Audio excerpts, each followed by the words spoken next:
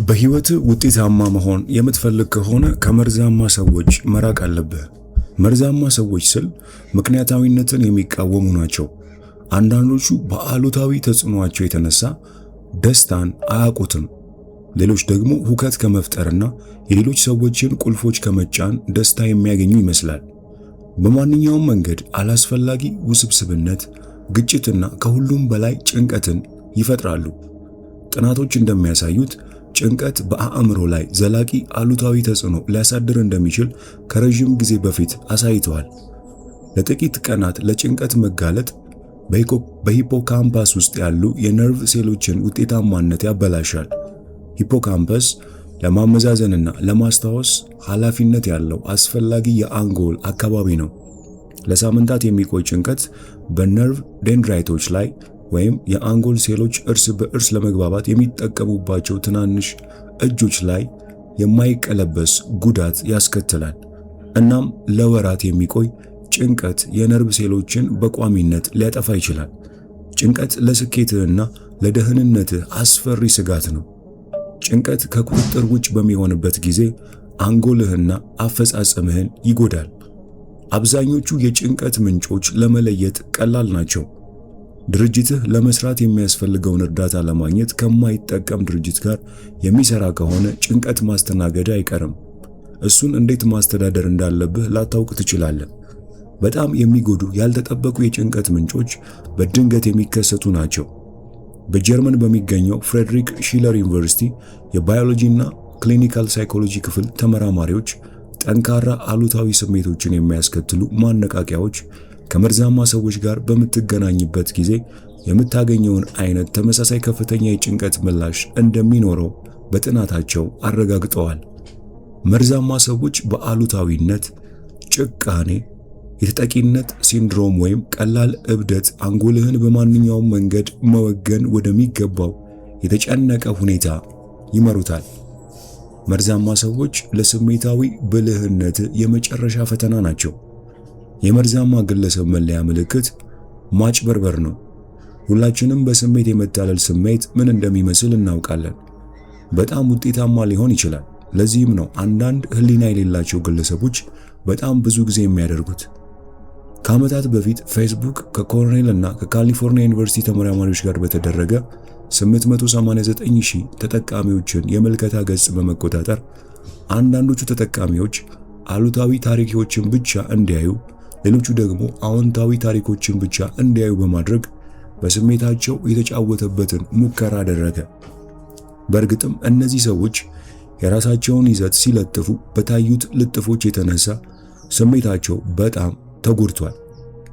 በዋናነት ተሳታፊዎቹ ጥናቱን ለመቀላቀል ፈቃዳቸውን ስላልሰጡ ፌስቡክ በሙከራው የተነሳ ብዙ ነቀፋ ደርሶበታል።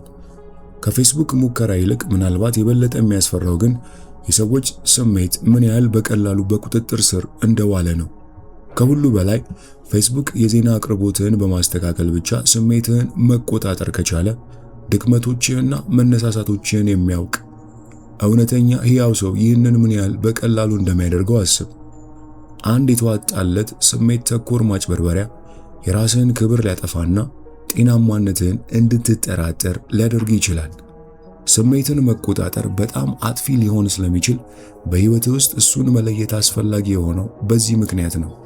አንተ እንደምታስበው ቀላል አይደለም፣ ምክንያቱም ስሜታዊ አጭበርባሪዎች በተለምዶ በጣም የተዋጣላቸው ናቸው።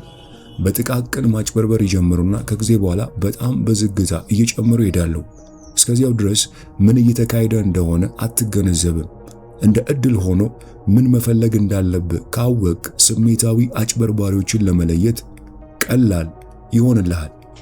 በመቀጠል እንዲህ ካሉ ስሜትን ከሚጫወቱ መርዛማ ሰዎች ለስኬትህና ለውጤትህ ጠንቅ የሆኑ ሰዎችን ከህይወትህ ላይ ማስወገድ አለብህ። ይህንንም ለማወቅ እነዚህን ሰዎች ለመለየትና ከህይወትህ ለማስወገድ ወይም ደግሞ ከነሱ ለመራቅ ማድረግ ያለብህን ቁልፍ ሐሳቦችን ዛሬ እንደተለመደው ከዚህ መጽሐፍ የምንቃኝ ይሆናል። ይህ እጅግ በጣም ጠቃሚ የሆነ ቪዲዮ ለብዙዎች ተደራሽ መሆን እንዲችል ቪዲዮውን ላይክ፣ ሼር፣ ቻናሉንም ሰብስክራይብ በማድረግ ተቀላቀሉን። እንደተለመደው መጽሐፉ ሙሉ በአማርኛ ስላለ ከታች ባለው የቴሌግራም ሊንክ አድራሻ ብትጽፉልን እንልክላችኋለን። መርዛማ ሰዎች በእውነታ ላይ ያለህን እምነት ያዳክማሉ። ስሜታዊ አጭበርባሪዎች በጣም የተዋጣላቸው ውሸታሞችና ጋዝላይተሮች ናቸው። አንድን ክስተት አልተከሰተም ብለው ይከራከራሉ። ሳያደርጉ ወይም ሳይናገሩ አንድን ነገር እንዳደረጉ ወይም እንደተናገሩ ሆነው ይከራከራሉ። ችግሩ በጣም ጎበዝ ስለሆኑ የራስህን ጤናማነት መጠራጠር አይቀርም። ችግሩን ያመጣው ምንም ይሁን ምን የእሳቤ ውጤት ነው ብሎ መከራከር ከችግሩ ለመውጣት እጅግ በጣም ኃይለኛ መንገድ ነው። በውሸት ላይ ያላቸው ፍጹም እምነት ስለ ክስተቶች ያለህን ግንዛቤ እንድትጠራጠር ያደርጋል። ሁለተኛው ስሜታዊ አጭበርባሪዎች ወይም እነዚህ መርዛማ ሰዎች ምንም ይሁን ምን በዙሪያቸው ያሉትን ሁሉ ወደ እነዚያ ስሜቶች በማጥለቅ ሊቅ ናቸው። መጥፎ ስሜት ውስጥ ከሆኑ በዙሪያ ያሉ ሁሉ ያውቁታል። ግን ይህ የክፉ አንድ ብቻ መንገድ ነው። በጣም ጎበዝ ስለሆኑ ሁሉም ሰው ስሜታቸውን ያውቃል ብቻ ሳይሆን እነሱንም ይሰማቸዋል። ይህም ሰዎች ለማጭበርበር ስሜት ኃላፊነት እንዲሰማቸውና እነሱን የማስተካከል ግዴታ እንዳለባቸው ዝንባሌን ይፈጥራል። የጥፋተኝነት ስሜት በመስጠት ባለሙያዎች ናቸው። እነዚህ የስሜት አጭበርባሪዎችና መርዛማ ሰዎች ስሜታዊ አጭበርባሪዎች ጥፋተኝነትን ለጥቅማቸው በመዋል ጌቶች ናቸው። የሚያስጨንቅህን ነገር ካመጣ ስለ መጥቀስ ብቻ የጥፋተኝነት ስሜት እንዲሰማ ያደርገዋል። ካልጠቀስከው ደግሞ ለራስህ ስላስቀመጥከውና ስለመጨነቅ የጥፋተኝነት ስሜት እንዲሰማ ያደርገዋል። ከስሜታዊ አጭበርባሪዎች ጋር ስትገናኝ የምታደርገው ሁሉ ስህተት ነው። በመካከላችሁ ምንም አይነት ችግሮች ቢኖሩባችሁ ሁሌ ያንተ ጥፋት እንደሆነ ያሳምነዋል። የተጠቂነት ሚናን ይወስዳሉ። ለስሜታዊ አጭበርባሪዎችና መርዛማ ሰዎች ምንም ነገር የእነርሱ ጥፋት አይደለም። ምንም ቢያደርጉ ወይም ባያደርጉ የሌላ ሰው ጥፋት ነው። ሌላ ሰው እንዲያደርጉ አድርጓቸዋል እና ብዙውን ጊዜ ያ ሰው አንተ ነህ። ከተናደድክ ወይም ከተበሳጨ ምክንያታዊ ያልሆነ ያልጠበቅከው ነገር ስላለ ያንተ ጥፋት ነው። ከተናደዱ እነሱን ስላበሳጨ ያሁንም ያንተ ጥፋት ነው። ስሜታዊ አጭበርባሪዎች ለማንኛውም ነገር ኃላፊነት አይወስዱም። ሌላው እነዚህ ስሜታዊ አጭበርባሪዎችና መርዛማ ሰዎች ድርጊታቸው ከቃላቸው ጋር አይዛመድም ወይም አንድ አይደለም። ስሜታዊ አጭበርባሪዎች መስማት የምትፈልገውን ይነግሩሃል፣ ነገር ግን ድርጊታቸው ሌላ ታሪክ ነው። ድጋፋቸውን ቃል ይገባሉ፣ ነገር ግን ለመፈጸም ጊዜው ሲደርስ አንተን በማወቃቸው ምን ያህል እድለኛ እንደሆኑ ይነግሩሃል። ከዚያ ግን ሸክም እንደሆንክ አድርገው ይሰራሉ።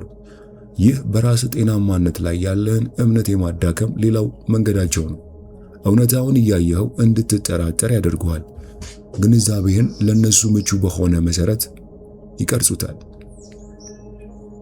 በጣም ብዙ ናቸው። በጣም ቀደም ብለው ይገኛሉ። የግል ግንኙነት ወይም የንግድ ግንኙነት ቢሆንም ስሜታዊ አጭበርባሪዎችና መርዛማ ሰዎች ሁልጊዜ ጥቂት እርምጃውን ቀድመው የሚገኙ ይመስላሉ። በጣም ቀደም ብለው በጣም ብዙ ያካፍላሉ። ካንተም ተመሳሳዩን ይጠብቃሉ። ተጋላጭና ስሜታዊ ይመስላሉ፣ ነገር ግን ማታለል ነው። ወደ ውስጣዊ ከበባቸው ስላስገቡ ልዩ የሆንክ መስሎ እንዲሰማ ለማድረግ የታሰበ ነው። ለስሜታቸውም ኃላፊነት እንዲሰማ ለማድረግ የታሰበ ነው። በጉጉት ለመርዳት ይስማማሉ፣ ምናልባትም ፈቃደኛ ይሆናሉ። ከዚያም እንደ ሰማዕታት ይሰራሉ። ለመጀመሪያ ጊዜ ለመርዳት የነበራቸው ጉጉት በፍጥነት ወደ ትንፋሽ መሳብ፣ ማቃተትና ለመስራት የተስማሙበትን ማንኛውንም ነገር ትልቅ ሸክም እንደሆነ ወደ መቁጠር ይቀየራል። በዚያ አለመፈለግ ላይ ትኩረት ካደረግ ወደ አንተ ይመልሱታል። መርዳት እንደሚፈልጉ ግን አንተ ብቻ ችኮላ እንዳለብህ ያረጋግጡልሃል። ግባቸው የጥፋተኝነት ስሜት እንዲሰማ፣ ዕዳ እንዳለብህና ምናልባትም ትንሽ እብደት እንዲሰማ ለማድረግ ነው።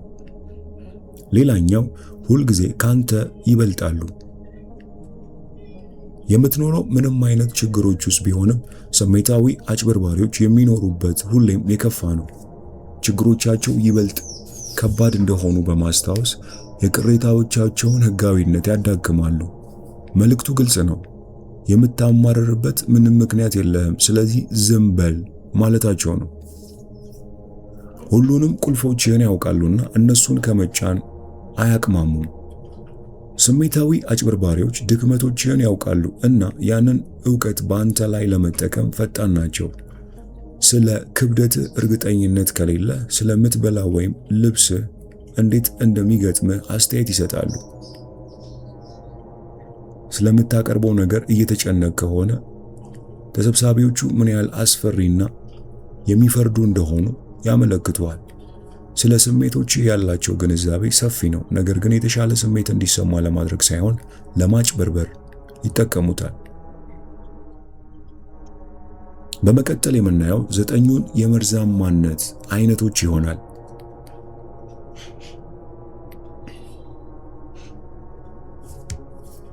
ብዙ ጊዜህን አብረህ የምታሳልፋቸው 5 ሰዎች ውጤት እንደሆንክ ይነገራል። ከነዚያ 5 ሰዎች አንዱ ብቻ መርዛማ ከሆነ ምን ያህል ሊያዘገየህ እንደሚችል በቅርቡ ትረዳዋለህ። መርዛማ ሰዎችን በመጀመሪያ ማን እንደሆኑ እስካላወቅክ ድረስ ከነሱ ለመራቅ መመኘት አትችልም። ሚስጥሩ የሚያናድዱ ወይም ቀላል አስቸጋሪ የሆኑትን ከእውነተኛ መርዛማ መለየት ነው።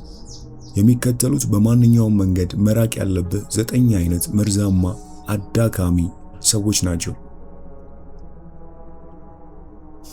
ሐሜተኛው። ሩዝቬልት ትልልቅ አእምሮዎች በሐሳቦች ላይ ይወያያሉ፣ መካከለኛዎቹ ክስተቶች ላይ ይወያያሉ እና ትናንሽ አእምሮ ግን ሰዎች ላይ ይወያያሉ በሚለው አባባል ትታወሳለች። ሐሜተኞች ከሌሎች ሰዎች መጥፎ አጋጣሚዎች ደስታ ያገኛሉ። መጀመሪያ ላይ ስለ ሌላ ሰው የግል ወይም ሙያዊ መጥፎ አጋጣሚ መወያየት አስደሳች ሊሆን ይችላል፣ ነገር ግን ከጊዜ በኋላ ይደክማል። መጥፎ ስሜት እንዲሰማ ያደርጋል፣ ደጋግሞ ሌሎች ሰዎችንም ይጎዳል። ጊዜህን ስለ ሌሎች መጥፎ አጋጣሚዎች በማውራት ከማባከን ይልቅ ከአስደሳች ሰዎች የምትማረው ብዙ ነገር አለ።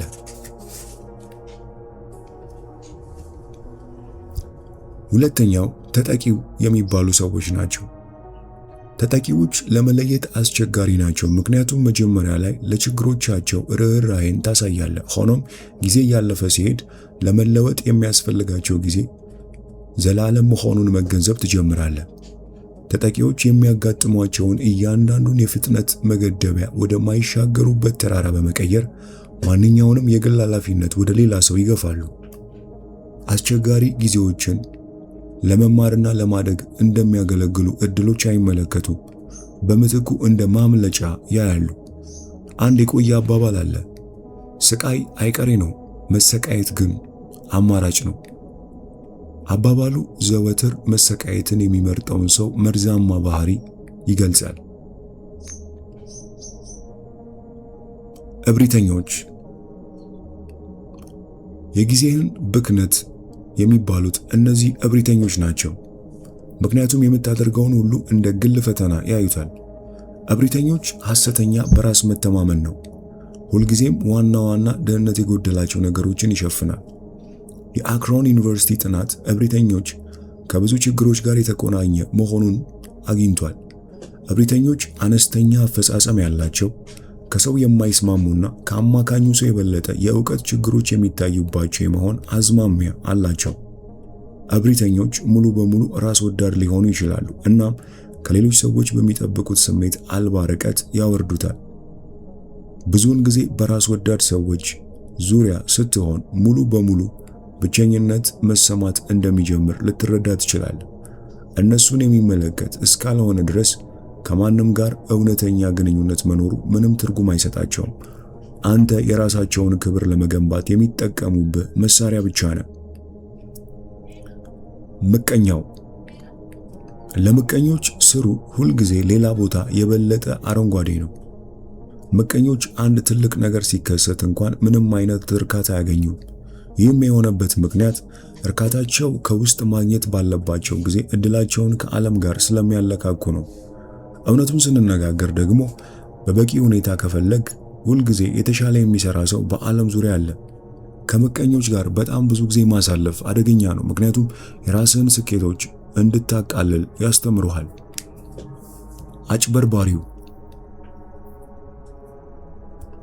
አጭበርባሪዎች በጓደኝነት ሽፋን ከህይወት ጊዜና ኃይል ይወስዳሉ። እንደ ጓደኛ ስለሚይዙም ለመቋቋም አስቸጋሪ ሊሆን ይችላል። የምትወደውን ደስተኛ የሚያደርግህንና አስቂኝ የምትለውን ያውቃሉ። ሆኖም ይህን መረጃ እንደ ተደበቀ አጀንዳ አካል ይጠቀሙበታል። አጭበርባሪዎች ሁልጊዜ ካንተ የሆነ ነገር ይፈልጋሉ። ከነሱ ጋር ያለውን ግንኙነት መለስ ብለህ ብትመለከትም ሁሌም መውሰድ ነው። በጣም ትንሽ ወይም ምንም መስጠት የለውም። ካንተ ጋር ለመስራት ብቻ ምንም ነገር ያደርጋሉ። ዲሜንተሩ በጄኬ ሮሊንግ ሃሪ ፖተር ተከታታይ ፊልም ዲሜንተሮች የሰዎችን ነፍስ ከሰውነታቸው ውስጥ የሚጠቡና የሰዎችን ቅርፊት ብቻ የሚተዉ ክፉ ፍጥረታት ናቸው። ዲሜንተር ክፍሉ ውስጥ በሚገባበት ጊዜ ሁሉ ይጨልማል፣ ሰዎች ይቀዘቅዛሉ፣ እናም በጣም መጥፎ ትዝታዎቻቸውን ማስታወስ ይጀምራሉ። ሮሊንግ ዲሜንተሮችን ወደ ክፍል ውስጥ የመግባትና ወዲያኑ ሕይወትን የመገዳደር ችሎታ ባላቸው ክፉ ሰዎች ላይ እንደመሰረተቻቸው ተናግራለች። ዲሜንተሮች አሉታዊነትንና ተስፋ መቁረጥን በሚያጋጥማቸው ሰዎች ሁሉ ላይ በመጫን ሕይወትን ከክፍሉ ውስጥ ይመጣሉ። የእነሱ አመለካከቶች ሁልጊዜ ብርጭቆው ግማሽ ባዶ ነው አይነት ናቸው። በጣም ጥሩ በሆኑ ሁኔታዎች ውስጥ እንኳን ፍርሃትና ጭንቀት ሊያስገቡ ይችላሉ። የኖተርዳም ዩኒቨርሲቲ በጥናቱ አሉታዊ አስተሳሰብ ላላቸው ጓደኞች የተመደቡ ተማሪዎች ራሳቸው አሉታዊ አስተሳሰብና ድብርት የማዳበር እድላቸው እጅግ በጣም ከፍተኛ መሆኑን አግኝቷል። ቁጡ አንዳንድ ሰዎች በስሜታቸው ላይ ፍጹም ቁጥጥር የላቸውም። በአንተ ላይ ይጮሃሉ፣ ስሜታቸውን ወደ አንተ ያሳያሉ። በተመሳሳይ ጊዜ ህመማቸውን ያመጣው አንተ ነህ ብለው ያስባሉ። ቁጡ ሰዎች ከህይወት ለማስወገድ አስቸጋሪ ናቸው። ምክንያቱም በስሜታቸው ላይ ያለውን ቁጥጥር ማጣት ለነሱ መጥፎ ስሜት እንዲሰማ ያደርጋል። ነገር ግን አስቸጋሪ ሁኔታ ሲፈጠር ቁጡ ሰዎች እንደ ስሜታዊ መጸዳጃ ቤት ይጠቀሙሃል እናም መወገድ አለባቸው። ጠማማው አንዳንድ መርዛማ ሰዎች መጥፎ ዓላማዎች አሏቸው።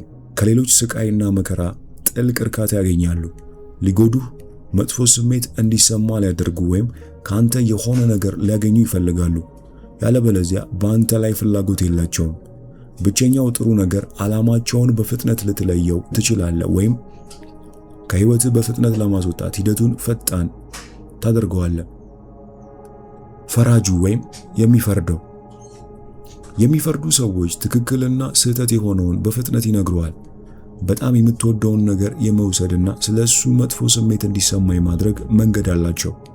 ከነሱ በአመለካከት የተለዩ ሰዎችን ከማድነቅና ከመማር ይልቅ የሚፈርዱ ሰዎች ሌሎችን ዝቅ አድርገው ይመለከታሉ። የሚፈርዱ ሰዎች ስሜታዊና ገላጭ የመሆን ፍላጎትን ያፍኑታል። ስለዚህ እነሱን ቆርጠህ ራስህን መሆን በጣም ጥሩ ነው። በመቀጠል የምናየው ከመርዛማ ሰዎች እንዴት ራስህን መጠበቅ እንደምትችል ይሆናል።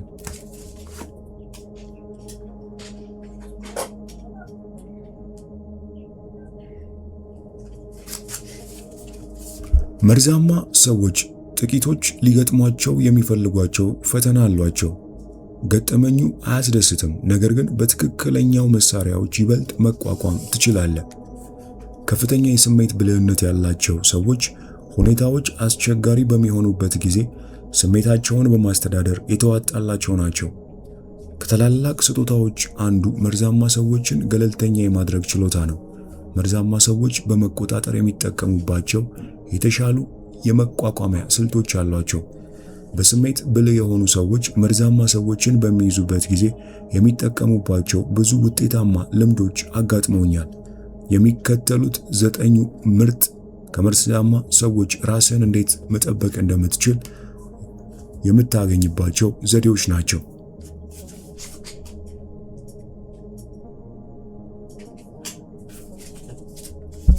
አንደኛ፣ ገደቦችን አዘጋጅ። በተለይ ከአማራሪዎች ጋር። አማራሪዎችና አሉታዊ ሰዎች መጥፎ ዜና ናቸው። ምክንያቱም በችግሮቻቸው ውስጥ ስለሚዋኙ በመፍትሄዎች ላይ ማተኮር አይችሉም። ስለ ራሳቸው የተሻለ ስሜት እንዲሰማቸው ሌሎች የምህረት ድግሳቸውን እንዲቀላቀሉ ይፈልጋሉ። ሰዎች አማራሪዎችን ለማዳመጥ ብዙ ጊዜ ግፊት ይሰማቸዋል፣ ምክንያቱም እንደ ጨካኝ ወይም ባለጌ መታየት ስለማይፈልጉ።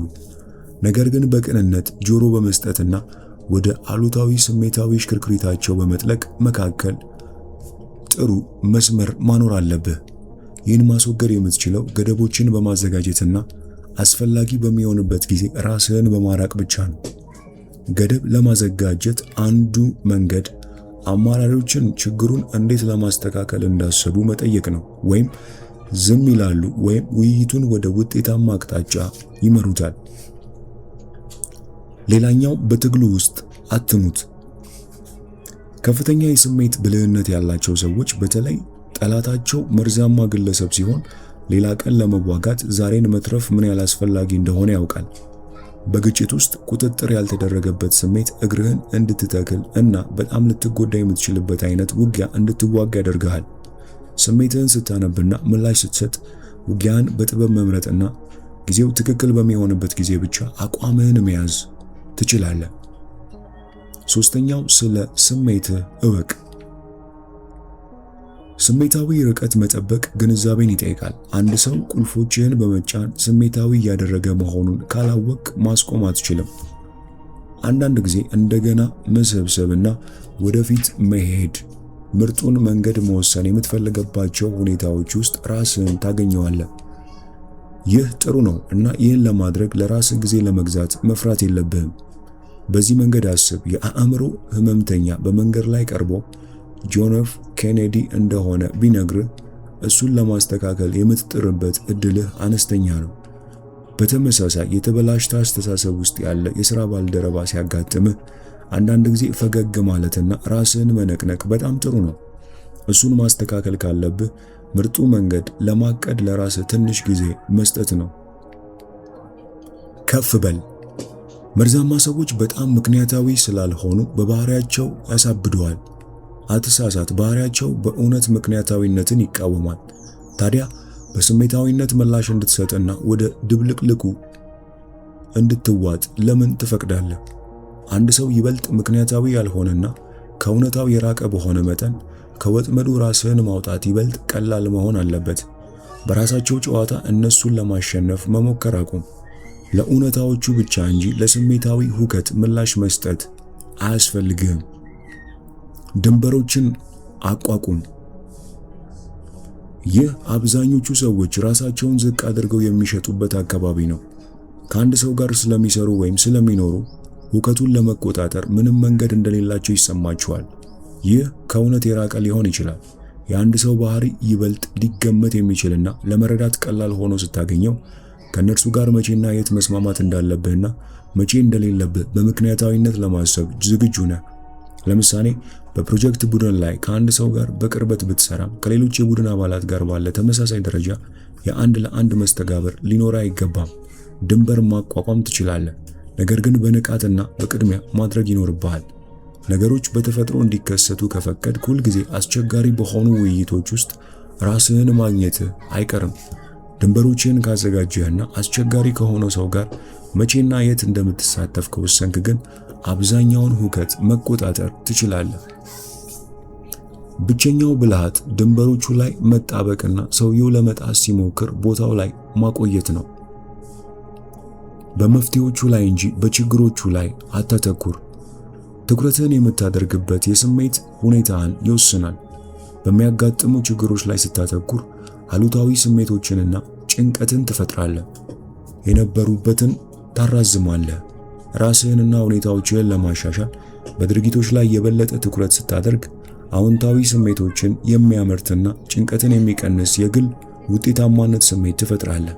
ወደ መርዛማ ሰዎች ስንመጣ ምንም ያህል በጥባጭና አስቸጋሪ እንደሆኑ ማሰብ በአንተ ላይ ስልጣን ይሰጣቸዋል።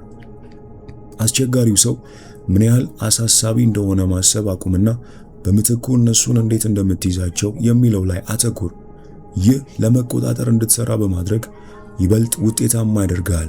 ከነሱ ጋር በምትገናኝበት ጊዜ የሚያጋጥምህን የጭንቀት መጠን ይቀንሳል። አትርሳ፣ በስሜት ብልህ የሆኑ ሰዎች ይቅር ለማለት ፈጣን ናቸው። ነገር ግን ይህ ማለት ይረሳሉ ማለት አይደለም። ይቅርታ ወደፊት ለመሄድ የተከሰተውን መተው ይጠይቃል። ይህ ማለት ስህተት ለሰራ ሰው ሌላ እድል ትሰጣለህ ማለት አይደለም። በስሜት ብልህ የሆኑ ሰዎች በሌሎች ስህተቶች አላስፈላጊ በሆነ መንገድ ለመዋጥ ፈቃደኛ አይደሉም። ስለዚህ በፍጥነት ከዚያ መንገድ ለቀው ከወደፊቱ ጉዳት ራሳቸውን በመጠበቅ የሚተማመኑ ናቸው። የድጋፍ ስርዓትህን ተጠቀም። ሁሉንም ነገር በራስህ ለመቋቋም መሞከር አጓጊ ግን ውጤታማ አይደለም። መርዛማ ሰዎች ለመቋቋም ለእነርሱ ያለህን አቀራረብ ውስጥ ያሉትን ድክመቶች መገንዘብ አለብህ። ሁሉም ሰው በቡድኑ ውስጥ ለነሱ የሚደግፍና ከአስቸጋሪ ሁኔታ ምርጡን እንዲያገኙ ለመርዳት ዝግጁ የሆነ ሰው አለው። በህይወትህ ውስጥ እነዚህን ግለሰቦች ለይና እርዳታና አስተያየት ሲያስፈልግ ከነሱ አገኝ። ሁኔታውን እንደ መግለጽ ያለ ቀላል ነገር ወደ አዲስ አመለካከት ሊያመራ ይችላል። አብዛኛውን ጊዜ ሌሎች ሰዎች አንተ የማታየውን መፍትሄ ማየት ይችላሉ፣ ምክንያቱም እነሱ እንዳንተ በሁኔታው ላይ በስሜታዊነት የተሞሉ አይደሉም። እስከዚህ መጽሐፍ ቅምሻ አብረውኝ ስለነበሩ ምስጋና ከፍ ያለ ነው። እንደ ቦነስ የዚህን መጽሐፍ ማጠቃለያ በዚህ መልክ እንመልከትና የዛሬን የመጽሐፍ ቅምሻችንን እናጠናቅ። መርዛማ ሰዎች በተፈጥሯቸው ፈታኝ ናቸው፣ ነገር ግን በስሜት ብልህ የሆኑ ሰዎች እነሱን ለመቋቋም በደንብ ዝግጁ ናቸው። መርዛማ ሰዎችን በውጤታማነት ለመቋቋም በአጠቃላይ ልትቆጣጠራቸው የምትችላቸውን ነገር ለመቆጣጠርና የማትችላቸውን ለማስወገድ የሚያስችልህን አቀራረብ ያስፈልግሃል። ማስታወስ ያለብህ አስፈላጊው ነገር ከምትገነዘበው በላይ በጣም ብዙ የምትቆጣጠር መሆኑን ነው። ከዚህ ምዕራፍ የተገኙ ልማዶች በብሩህነት እንዲሰሩ ከማድረግ በፊት አንዳንድ ፈተናዎችን ማለፍ አለብህ። አብዛኛውን ጊዜ በጥንቃቄ በሚደረጉ መስተጋብሮች ትፈተናለህ። እንደ ዕድል ሆኖ ብትወድ እንኳን የአንጎልህ ፕላስቲሲቲ አዲስ ልማዶችን ስትለማመድ እንዲለወጥ ያስችለዋል። መርዛማ ሰዎችን ለመቋቋም እነዚህን ጤናማ ጭንቀትን የሚያስታግሱ ቴክኒኮችን መተግበር አንጎልህ በበለጠ ውጤታማነት እንዲይዛቸው ስለሚያሰለጥነው የመጥፎ ውጤቶችን ዕድል ይቀንሳል። በሂደቱ ለረጅም ጊዜ የሚያገለግሉ ዘላቂና አዲስ ልማዶችን ትፈጥራለህ። የዛሬ የመጽሐፍ ቅምሻችን ይህን ይመስል ነበር። በስሜት ሞገደኞች ከሆኑና በስሜትህ ከሚጫወቱ እንዲህ ካሉ መርዛማ ሰዎች እንዴት ማምለጥ መዳን ምልክቶቻቸውንና እነዚህን ሰዎችስ እንዴት ለስኬት ጠንቅ እንደሆኑ አይተናል። ይህ መጽሐፍ ሙሉ ስላለ እንደተለመደው ከታች ባለው የቴሌግራም ሊንክ መጽሐፉን በመጥቀስ ብትጽፉልን የምንልክላችሁ ይሆናል። ቻናላችንን ላይክ፣ ሼር፣ ሰብስክራይብ ማድረግ ይቻላል። በሚቀጥለው ጊዜ እንዲህ ያለ ህይወት ለዋጭና መሰል መጽሐፍ ወደ እናንተ ይዘን እስክንመጣ ቸርን ሰንብት።